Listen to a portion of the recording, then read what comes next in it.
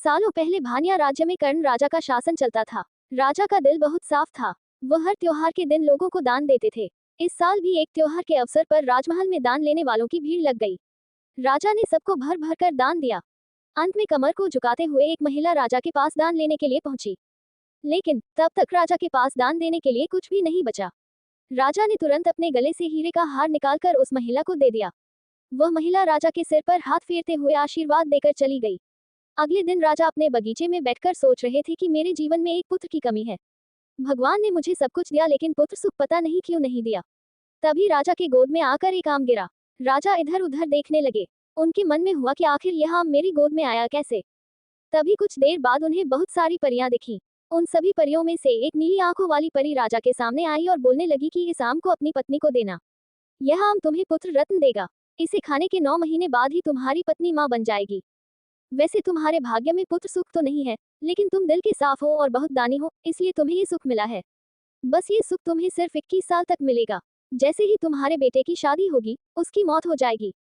राजा ने दुखी मन से नीली आंखों वाली परी से पूछा, क्या इसका कोई उपाय नहीं है? परी ने कहा, राजन, कल मैं कमर झुकाते हुए एक साधारण महिला के रूप में तुम्हारे दरबार में दान लेने के लिए आई थी। देखो, जो माला तुमने मुझे दी थी, वो मेरे गले में है। तुम्हारे इसी कर्म और दूसरों की मदद करने की भावना के कारण मैं तुम्हें पुत्र का आशीर्वाद देने के लिए आई हूँ। लेकिन तुम्हारा बेटा 21 साल से ज्यादा नहीं जी पाएगा। फिर भी तुम उसकी मौत होते ही उसे एक संदूक में डाल देना। उसके बाद संदूक में 4 दही के घड़े रखना और बीच जंगल में लाकर छोड़ देना। इतना कहकर नीली आंखों वाली परी वहां से ओझल हो गई। राजा ने महल जाकर सारी बात अपनी पत्नी मैथिली को बता दी और उसे आम खाने के लिए दिया।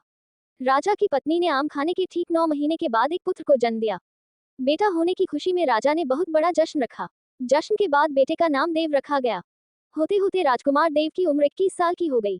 उसके विवाह के लिए प्रस्ताव आने लगे। राजा ने एक बुद्धिमान लड़की वत्सला से अपने बेटे की शादी करा दी। शादी के कुछ ही दिनों के बाद नीली आंखों वाली परी की बात सच हो गई और राजा का बेटा देव मर गया। राजा और रानी नीली आंखों वाली परी की बात भूल गए थे। जब देव के अंतिम संस्कार के लिए राजा लोगों के साथ शमशान की ओर बढ़ने लगे, तो राजा को परी की बात याद आ गई।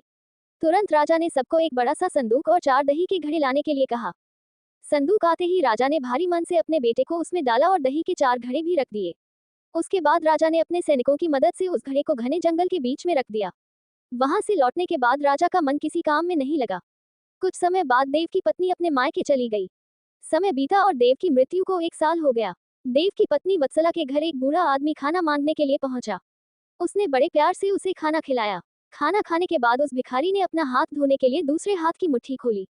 तभी वत्सला ने उस मुट्ठी में अपने पति देव की सोने की चेन देखी। वत्सला ने तुरंत भिखारी से पूछा, आपको यह चेन कहाँ से मिली?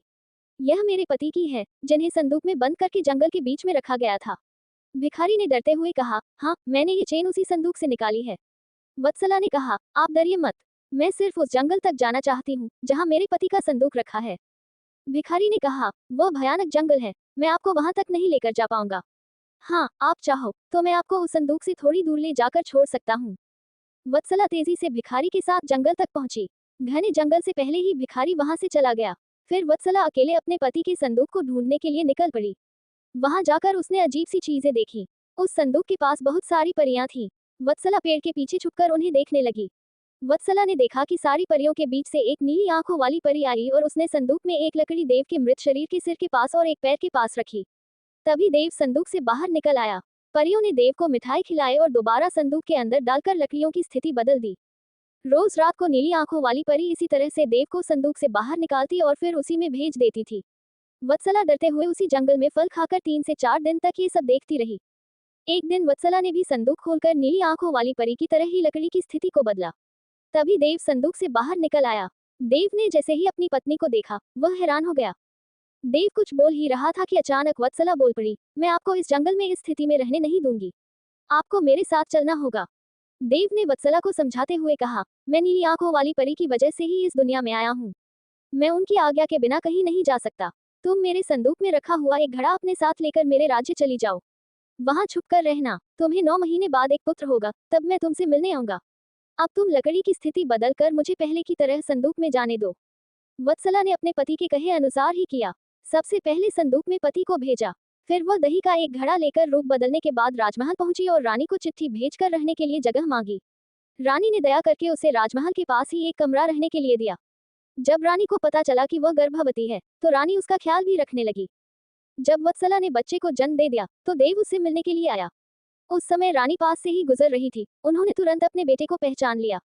रानी सीधे देव के पास पहुंची और पूछने लगी, ये तुम्हारी पत्नी है, ये तुम्हारा पुत्र है, तुम जीवित हो, अब मैं तुम्हें कहीं नहीं जाने दूंगी। देव ने कहा, माँ, मैं आपके साथ नहीं आ सकता हूँ। इसका एक ही उपाय है, आपको अपने पोते के लिए एक उत्सव रखना होगा। आप उसमें सारी परियों को बुलाए। जब परियां आ जाएं, तो नीली आंखों वाली परी का बाजूबंद किसी तरह निकाल कर जला देना। उसके बाद नीली आंखों वाली परी से मेरे जीवन का वरदान मांग लेना। इतना कहकर राजकुमार देव वहां से चला गया। उसकी मां ने दुखी मन से उसे विदा किया। कुछ ही दिनों में रानी माइत्री ने अपने बेटे देव के कहे अनुसार जश्न रखा और सारी परियों को भी बुलाया। सभी जश्न में डूबे हुए थे, तभी रानी माइत्री का पोता रोने लगा। रोते बच्चे को देखकर नीली आंखों वाली परी ने उसे अपनी गोद में उठा लिया। तभी रानी माइत्री ने परी से कहा, देखिए न, इसे आपका बाजूबंद पसंद आ गया है।